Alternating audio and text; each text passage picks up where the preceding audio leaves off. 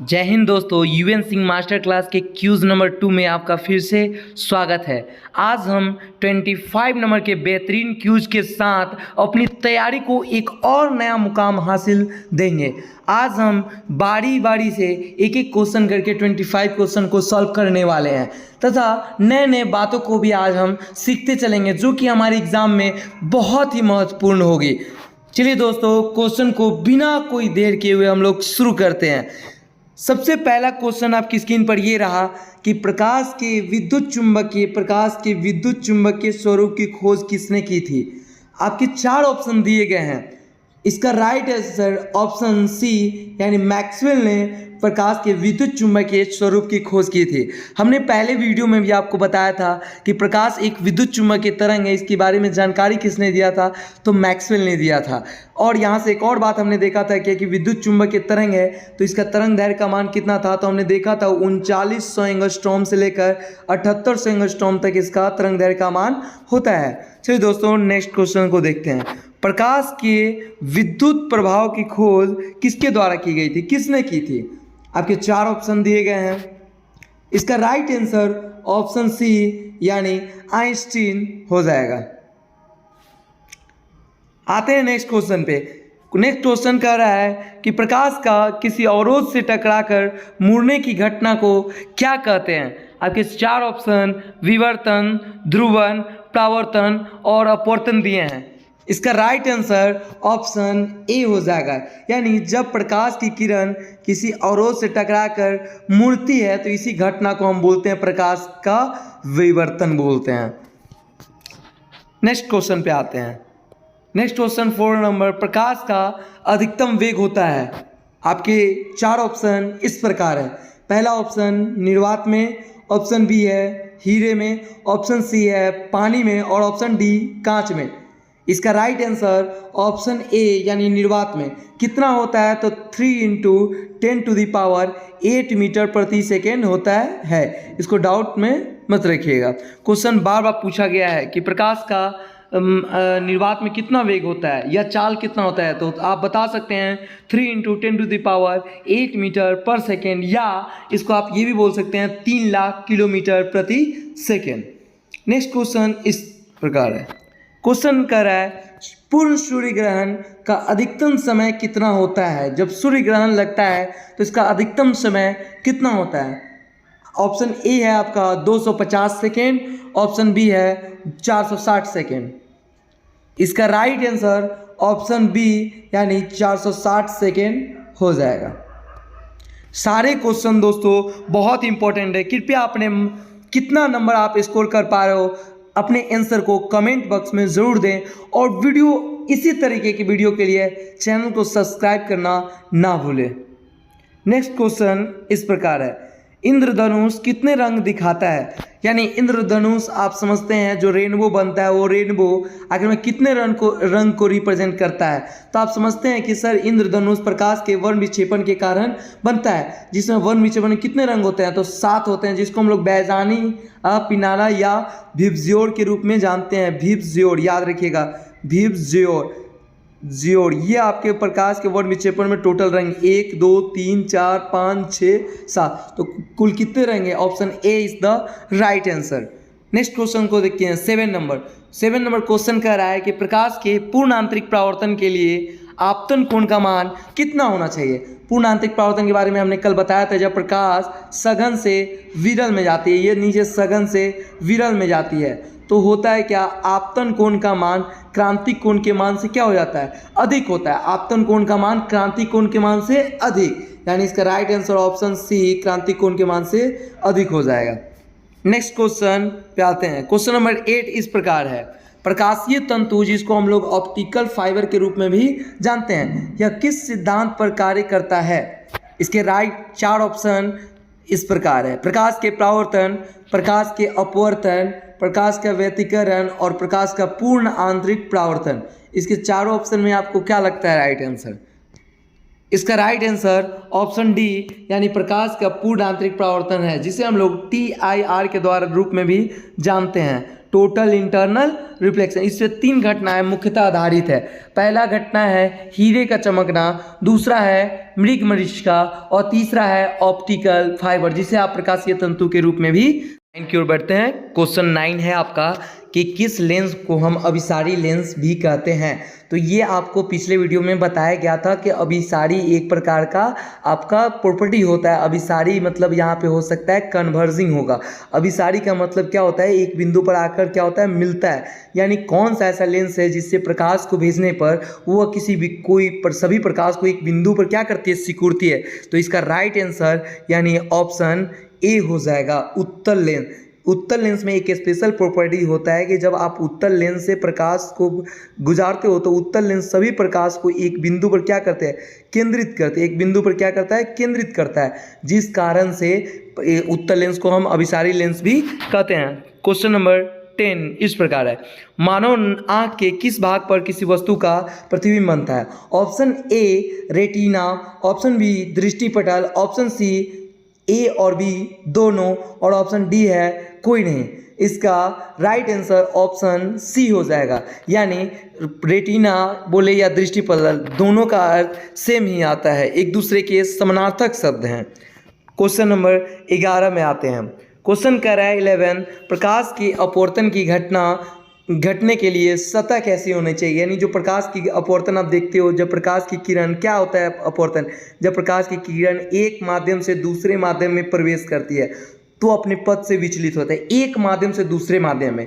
तो बताइए, तो प्रकाश एक माध्यम से दूसरे माध्यम में कब प्रवेश करेगी, जब सतह कैसा रहेगा, पारदर्शी या अपारदर्शी। सर पारदर्शी होना चाहिए, अपारदर्शी होगा तो प्रकाश तो पार ही नहीं करेगा। यानी इसका राइट आंसर ऑप्शन ए आपका राइट आंसर हो जाएगा, यानी पारदर्शी। क्वेश्चन नंबर 12 की ओर बढ़ते हैं। हीरा किस कारण से चमकता है। इसका 4 ऑप्शन इस प्रकार है, पूर्ण आंतरिक परावर्तन, परावर्तन, अपवर्तन और व्यतिकरण।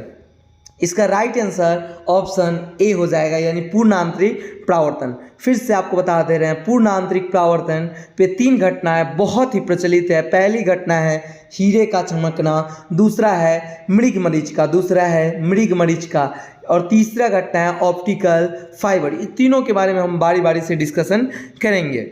नेक्स्ट क्वेश्चन है 13 नंबर, कहता है संयुक्त सूक्ष्मदर्शी में कितने लेंस लगे होते हैं। संयुक्त सूक्ष्मदर्शी बोले तो कंपाउंड माइक्रोस्कोप जो कि आप लेबोरेटरी में देखते होंगे, जिससे 2 प्रकार के सूक्ष्मदर्शी होते हैं। जो सूक्ष्मदर्शी होते हैं वो 2 प्रकार के होते हैं। पहला होता है सिंपल माइक्रोस्कोप और दूसरा होता है कंपाउंड माइक्रोस्कोप, जिसको हम लोग सरल सूक्ष्मदर्शी बोलते हैं, और दूसरे को आप बोलते हैं संयुक्त सूक्ष्मदर्शी। तो कहा गया ये सरल, अब आपका क्वेश्चन होगा कि सर हम तो नहीं समझ में आ रहा है कि सरल सूक्ष्मदर्शी कैसे पहचानेंगे। तो आपको हम बता रहे हैं, एक ये वाला आप स्ट्रक्चर देखे होंगे, CID सब में अक्सर दिखाया जाता है। ये गोल ऐसा नहीं रहता है जी, गोल रहता है, ऐसा देखते होंगे। ऐसे स्टूमर में पहले हम लोग को मिला करता था। ये जो सूक्ष्मदर्शी होते हैं उसको हम सरल सूक्ष्मदर्शी के रूप में जानते हैं, जिससे हम लोग को कोई भी छोटा छोटा वर्ड रहता है या घड़ी बनाने वाले छोटे छोटे पार्ट पुर्जे को बड़ा देखने में इसका प्रयोग करते हैं। और दूसरा सूक्ष्मदर्शी होता है जो कोरोना वायरस ये सब देखने के लिए आँख में लगा के, ये सब नहीं, एक मशीन टाइप का होता है, उस तरीके के सूक्ष्मदर्शी को हम लोग संयुक्त सूक्ष्मदर्शी बोलते हैं। यानी इस संयुक्त सूक्ष्मदर्शी एक ऐसा सूक्ष्मदर्शी होता है जिसमें 2 लेंस लगे होते हैं। इसको गूगल पे आप सर्च करके देखना। जो 2 लेंस होते हैं, पहला लेंस होता है ऑब्जेक्ट लेंस और दूसरा लेंस होता है आई लेंस। एक होता है आंख की ओर लगा रहता है और दूसरा वस्तु की ओर लगा रहता है। यानी तो इसका राइट आंसर आपका ऑप्शन बी हो जाएगा। यानी संयुक्त सूक्ष्मदर्शी कितने लेंस लगे होते हैं, तो option B is the right answer. Question number 14 पे आते हैं, निकट दृष्टि दोष के निवारण हेतु किस लेंस का प्रयोग किया जाता है। इसके राइट आंसर ऑप्शन बी यानी अवतल लेंस का प्रयोग करते हैं, और दूर दृष्टि दोष के निवारण हेतु उत्तल लेंस का प्रयोग किया जाता है। यहाँ से एक और क्वेश्चन पूछा जा सकता है कि ये निकट दृष्टि दोष होता क्या है। तो नेत्र का वैसा दोष जिसमें व्यक्ति को दूर की वस्तु स्पष्ट नहीं दिखाई देती, अपोजिट होता है। निकट में दूर नहीं दिखाई देगी और दूर दृष्टि दोष में निकट की वस्तु दिखाई नहीं देती है। आते हैं नेक्स्ट क्वेश्चन 15 नंबर, कह रहा है कि लेंस की क्षमता का SI मात्रक क्या होता है। इसकी 4 option A opter, option B dioptre, option C metre और ऑप्शन डी इनमें सही। इसका राइट आंसर ऑप्शन बी यानी डायोप्टर हो जाएगा। लेंस की क्षमता का एसआई मात्रक डायोप्टर होता है। इसको हम लोग पी से सूचित करते हैं। किससे सूचित करते हैं? पी से। तो कहा जाता है कि लेंस की क्षमता होती क्या है सर? तो किसी भी लेंस की फोकस दूरी के अपोजिट व्युत्क्रम को यानी the reciprocal of focal length are called power of lens, यानी फोकस दूरी के व्युत्क्रम को हम लोग लेंस की क्षमता कहते हैं। इसका एक और मात्रक हो जाएगा मीटर इनवर्स, इसलिए ध्यान दीजिएगा डायोप्टर बोले या मीटर इनवर्स दोनों आपका सही आंसर हो जाएगा। क्वेश्चन नंबर 16, इनमें से किसका तरंग दैर्घ्य का मान सबसे अधिक होगा? इस क्वेश्चन को बहुत ही अच्छे ढंग से कीजिएगा।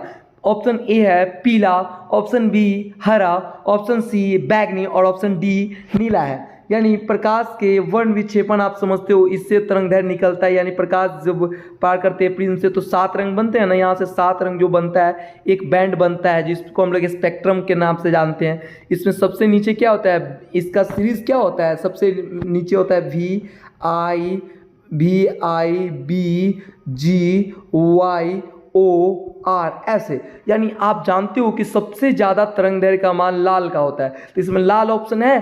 तो लाल ऑप्शन सर नहीं है, ऑरेंज। यानी यहाँ पे ऑरेंज मतलब नारंगी, यहाँ नारंगी है नहीं है सर। येलो मतलब पीला, यानी यहाँ पीला है। इस सीरीज में खोजिए। हाँ सर, ऑप्शन ए है पीला, यानी इसमें सबसे अधिक तरंग दैर्घ्य का मान पीला हो जाएगा। इस टाइप के क्वेश्चन एग्जाम बोर्ड में मैक्सिमम पूछने की आशंका सबसे अधिक होती है। क्वेश्चन नंबर 17 पे आते हैं। तारे का टिमटिमाने का मुख्य कारण क्या है? बहुत इंपॉर्टेंट क्वेश्चन है ये। ऑप्शन ए है वायुमंडलीय अपवर्तन, ऑप्शन बी है प्रकीर्णन, ऑप्शन सी है परावर्तन और ऑप्शन डी है ध्रुवन। इसका राइट आंसर ऑप्शन ए हो जाएगा, यानी वायुमंडलीय अपवर्तन। वायुमंडलीय अपवर्तन के कारण तारा टिमटिमाता हुआ प्रतीत होता है। नेक्स्ट क्वेश्चन 18 नंबर, एक स्थिर आवेश क्या उत्पन्न करता है? ऑप्शन ए है विद्युत क्षेत्र, ऑप्शन बी है चुंबकीय क्षेत्र, ऑप्शन सी है विद्युत तथा चुंबकीय दोनों और ऑप्शन डी है कोई नहीं। यानी ये बहुत इंपॉर्टेंट बात है, इसको ध्यान से देखिएगा। ये जो इलेक्ट्रिक जो शब्द होता है इलेक्ट्रिक, वो इलेक्ट्रिक जो आपका शब्द है इलेक्ट्रिक आपका बना हुआ है इलेक्ट्रॉन सबसे मिलकर बना होता है। ये किससे बना है? इलेक्ट्रॉन से। और इलेक्ट्रॉन की 2 स्थिति होती है, पहला होता है रेस्ट और दूसरा होता है मोशन। यानी आवेश की 2 स्थिति होती है, पहली स्थिति होती है रेस्ट में और दूसरी स्थिति है मोशन। यानी जब इलेक्ट्रॉन स्थिर होता है तो स्थिर इलेक्ट्रॉन होता है तो केवल विद्युत क्षेत्र उत्पन्न होता है, और जब करंट फ्लो होता है आवेश इलेक्ट्रॉन फ्लो होता है तो विद्युत क्षेत्र के साथ साथ उसके चारों ओर चुंबकीय क्षेत्र भी उत्पन्न होता है। यानी इसका राइट आंसर ऑप्शन सी, यानी विद्युत तथा चुंबकीय क्षेत्र दोनों हो जाएगा। चलिए नेक्स्ट क्वेश्चन पे बढ़ते हैं। दोस्तों सारे क्वेश्चन आपके एग्जाम पॉइंट ऑफ व्यू से बनाया गया है, कृपया इसे अपने एक नोटबुक बनाएं और इसमें बारी बारी से इसको लिखते चले, यह आपके एग्जाम में काफ़ी सहायता करने वाली है। नेक्स्ट क्वेश्चन 19 नंबर, आदर्श एमीटर का प्रतिरोध का मान क्या होता है? ऑप्शन ए है 0, ऑप्शन बी अनंत, ऑप्शन सी 1 और ऑप्शन डी है इनमें सभी। इसका राइट आंसर ऑप्शन ए हो जाएगा, यानी 0। आदर्श एमीटर का प्रतिरोध 0 होता है। एक और क्वेश्चन पूछा जा सकता है, आदर्श वोल्ट मीटर का प्रतिरोध क्या होता है? तो आदर्श वोल्ट मीटर का प्रतिरोध अनंत होता है, याद रखिएगा। ए मीटर का 0 और वोल्ट मीटर का अनंत होता है।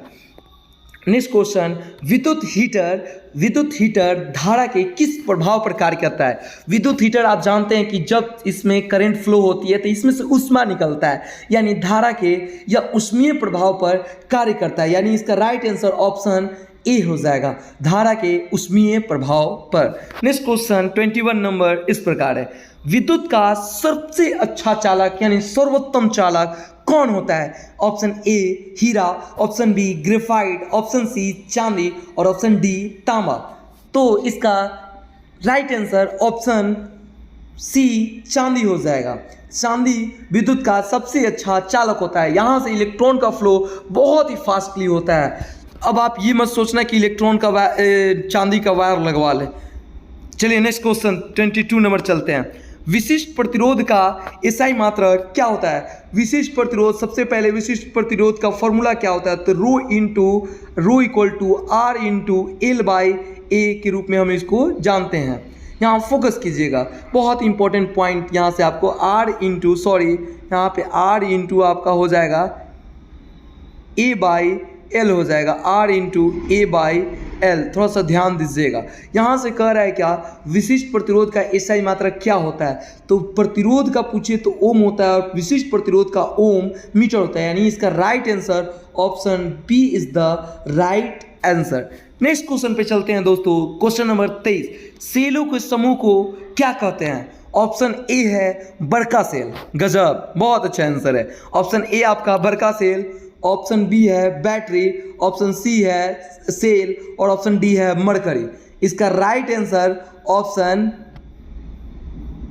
बी बैटरी हो जाएगा। अब क्वेश्चन आएगा सर ये सेल जो होते हैं, सेल क्या होता है। जैसे नॉर्मली आपको बताया जाए तो आप एक टॉर्च में वो जो पेंसिल लाते हो वो एक सेल होता है, वो क्या होता है, एक सेल होता है। लेकिन जब आप लगातार उन सेलों को अरेंजमेंट करते हो तो जो हमको मेन प्राप्त होता है उसी को हम लोग बैटरी कहते हैं। क्वेश्चन आएगा यहाँ से कि सेल को सर किससे रिप्रेजेंट करते हैं, किस चिन्ह के माध्यम से। तो आपको ध्यान देना है, सेल को हम इसके माध्यम से रिप्रेजेंट करते हैं। तो कहा जाएगा कि बैटरी को किससे रिप्रेजेंट करते हैं सर, तो बैटरी यानी सेलों का समूह होगा, यानी इसको इस तरीके से हम व्यक्त करते हैं। बड़ा वाला जो होता है प्लस होता है और छोटा वाला माइनस होता है। नेक्स्ट क्वेश्चन पे आते हैं, किसी चालक का जो प्रतिरोध होता है यानी रेसिस्टेंस, यह किस पर निर्भर करता है। चालक की लंबाई पर, चालक के क्षेत्रफल पर, तापमान पर, इनमें सभी। इसका right answer option D is the right answer, यानी इनमें सभी। चालक का प्रतिरोध लंबाई, क्षेत्रफल और तापमान सभी पर निर्भर करता है। चलिए दोस्तों, इस क्वेश्चन को आप कमेंट बॉक्स पे दे दीजिएगा। क्वेश्चन है, वह पदार्थ जो इलेक्ट्रॉन का त्याग करता है उसे हम क्या जानते हैं। यानी आप समझ रहे हो, यहाँ कहा गया है इलेक्ट्रॉन का त्याग यानी रिड्यूस ऑफ इलेक्ट्रॉन। इलेक्ट्रॉन का जो त्याग होता है इसका राइट आंसर क्या होगा, इसको सभी लोग कमेंट बॉक्स में दीजिएगा। ठीक है दोस्तों, मिलते हैं नेक्स्ट वीडियो में। कृपया वीडियो अच्छी लगी होगी तो चैनल को सब्सक्राइब करना ना भूलें। जय हिंद, जय भारत।